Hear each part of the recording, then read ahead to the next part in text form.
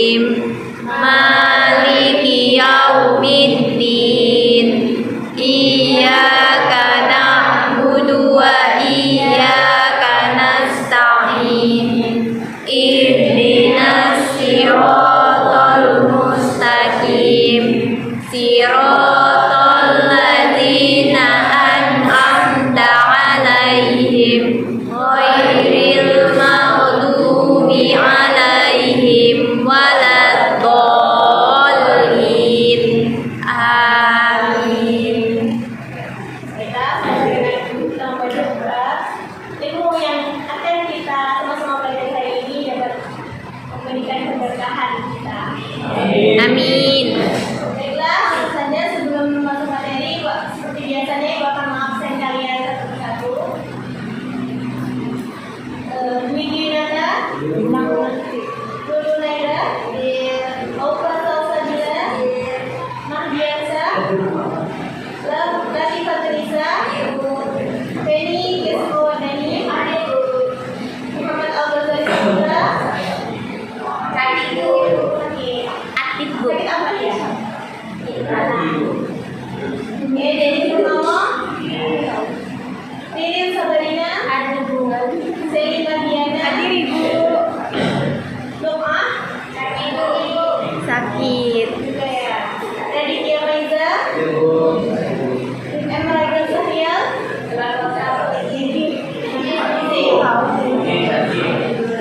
Isriati, Fauzani Miranda Koya, Hadir.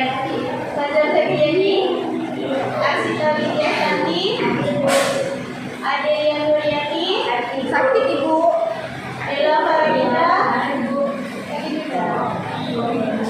Hadir, Rina Noviana, Sakit, Muhammad Nasir, ada beberapa yang tidak hadir ya.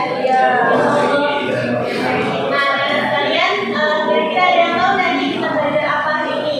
Belum ada. Sebelum masuk ke materi, kami akan kembali kepada kalian semua bahwasanya janganlah untuk terus belajar seperti dalam buku yang diikuti dari Imam Al-Ghazali yang mengatakan bahwa menuntut ilmu itu adalah ibadah, mengulang-ulang ilmu itu adalah zikir, menyampaikan ilmu itu adalah bentuk dari sedekah, dan mengamalkan ilmu itu adalah bentuk dari jihad. Jadi untuk anak-anak sekalian teruslah semangat untuk menuntut ilmu. Nah, materi kita hari ini berkaitan mengenai rukun iman.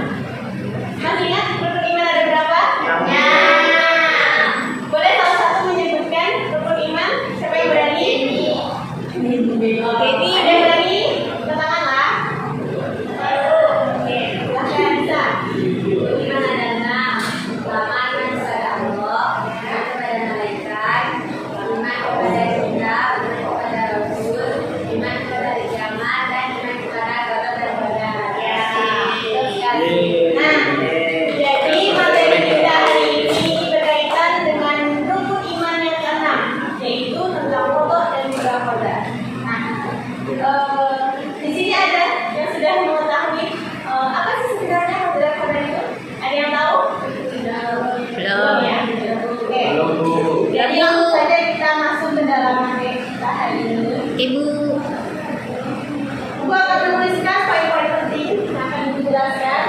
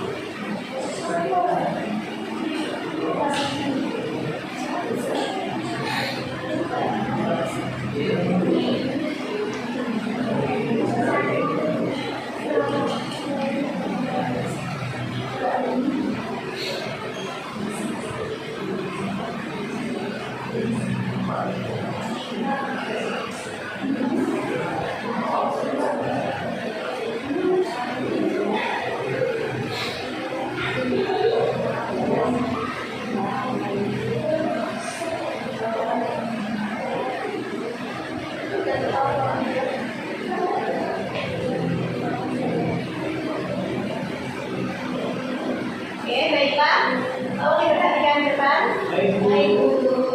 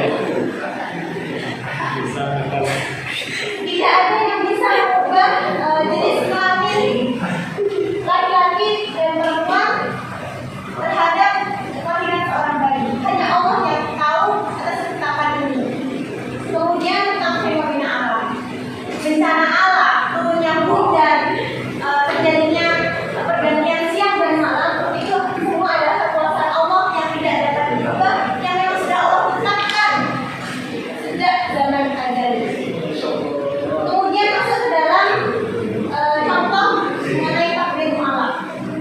Contoh yang pertama berupa kesehatan. Nah, kenapa kesehatan ini bisa dikatakan takdir mualaf, yaitu takdir yang bisa ditetapkan Allah karena adanya usaha. Contohnya seperti ini.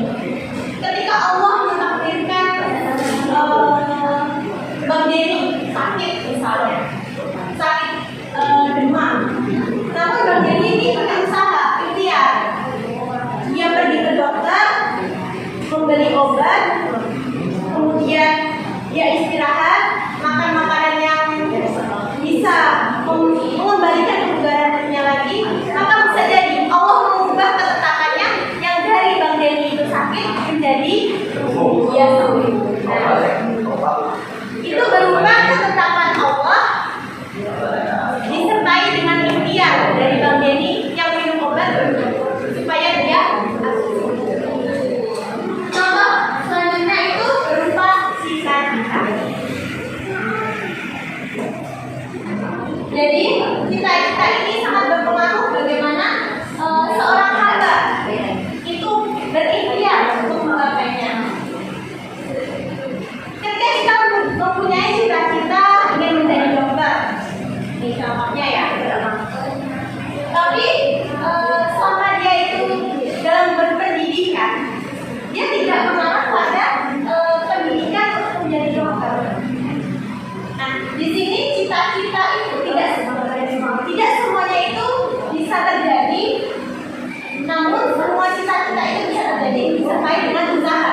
Ketika kita ingin berusaha ingin menjadi dokter, tapi kita tidak mau menjalani yaitu pendidikan menjadi dokter, maka mustahil bagi Allah memberikan ketetapannya untuk menjadi seorang dokter.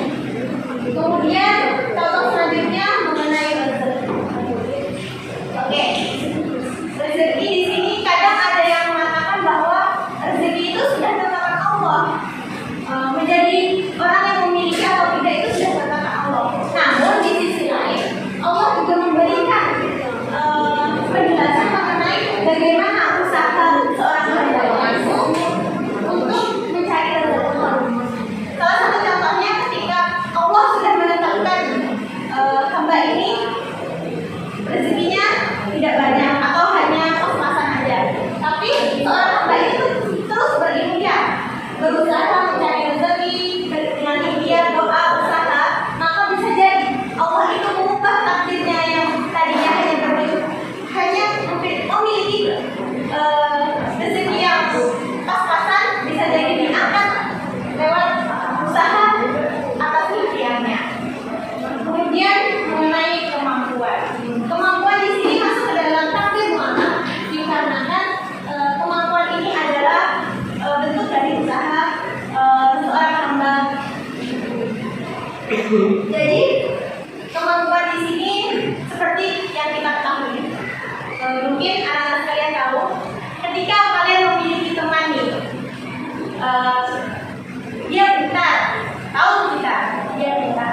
Namun makin lama dia tidak memaksimalkan kepintaran tersebut dengan malas-malasan. Padahal dia telah diciptakan oleh Allah, dia memiliki bakat untuk berpikir kritis, tapi dia tidak mau memanfaatkan tersebut, maka bisa jadi Allah mencabut nikmat dia memiliki pikiran, Allah mencabut nikmat dia dalam memiliki kecerdasan berpikir. Bisa jadi orang yang tadinya Allah berikan ketetapan dia memiliki IQ yang tinggi, bisa jadi menjadi orang yang malas karena tidak memanfaatkan atau tidak mensyukuri segala nikmat dari Allah. Sebaliknya, begitu juga dengan seseorang yang dilahirkan hanya memiliki keterbatasan berpikir, namun dia memiliki usaha untuk terus belajar, menggali potensinya, rajin belajar, tekun dalam belajarnya, maka bisa jadi Allah mengubah ketetapannya dia menjadi orang yang cerdas,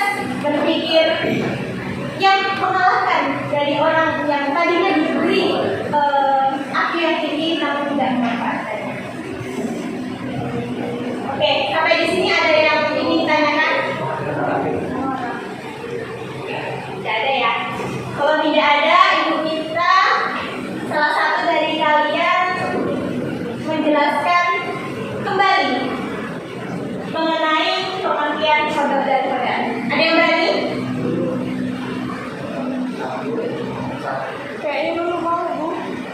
Ada yang berani? Kalau tidak ada yang berani, berarti duduk. Kalau sini? Abang. Maju, abang.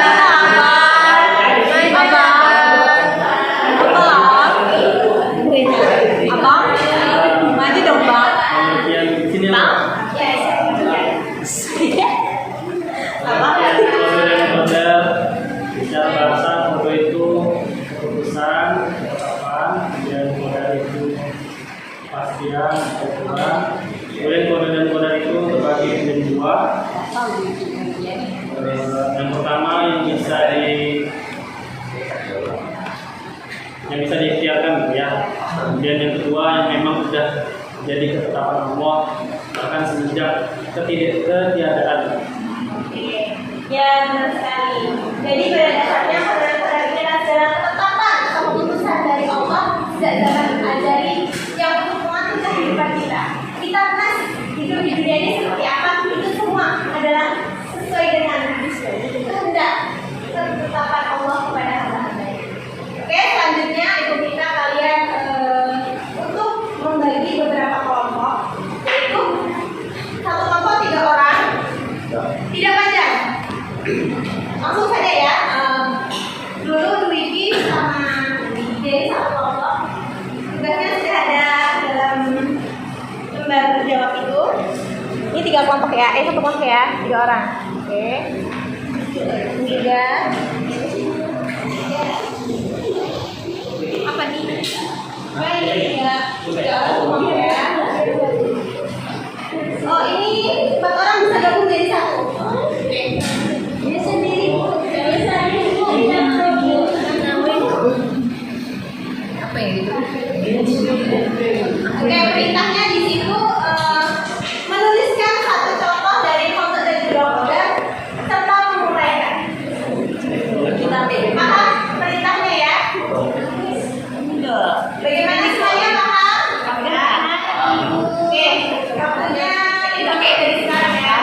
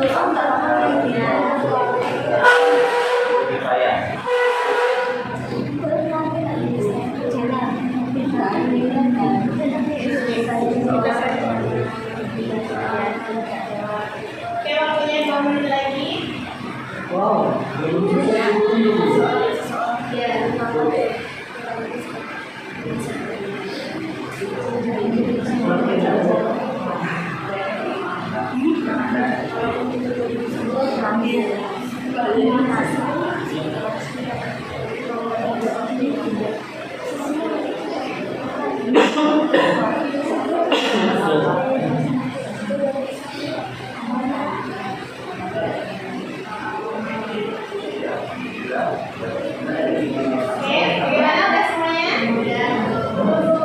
Yang sudah boleh dikumpulkan di dalam kira-kira kelompoknya. Oke, silakan.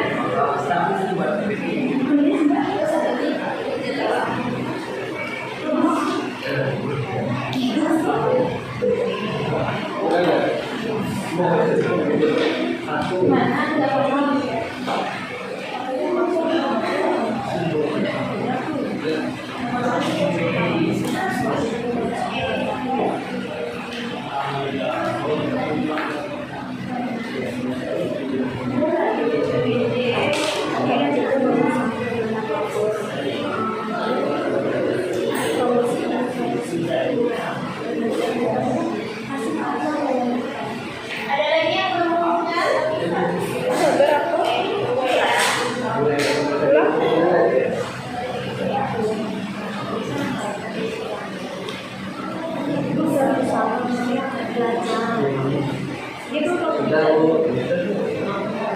Nanti pas besok ya. Segera ya, disampaikan. Oh, ada yang mengumpulkan nih.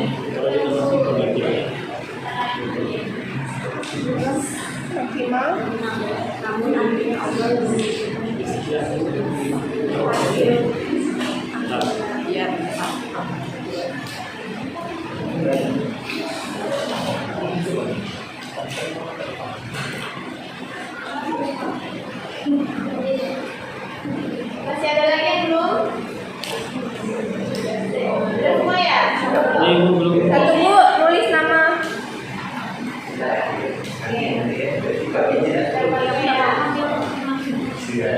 Dalam kumpulkan ya, Bang. Bisa, Bang. Udah bisa.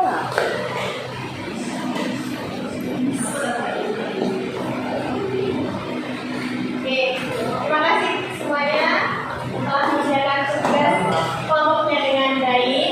Mungkin pembelajaran kita cukup sampai di sini.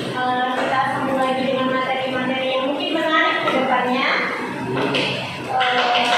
Bahwasanya beriman kepada saudara-saudara ini meningkatkan bentuk keimanan kita kepada Allah dan juga membentuk kita menjadi seorang hamba yang tawadu kepada Allah dan juga menjadi seorang generasi muda yang berakhlak karimah. Mungkin sekian yang dapat saya sampaikan. Kurang lebihnya mohon maaf.